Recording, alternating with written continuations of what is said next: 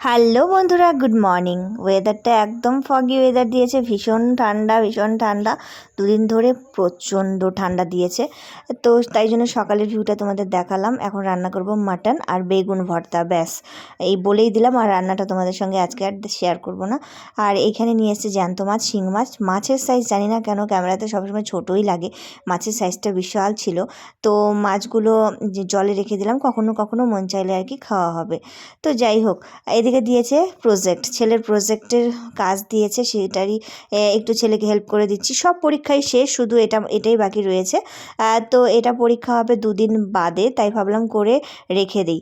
আর তারপরে আর কি স্নান খাওয়া দাওয়া করে যে কমপ্লিট হয়ে গেছে, সোফাটা রেডি করলাম আর কি প্রজেক্টের।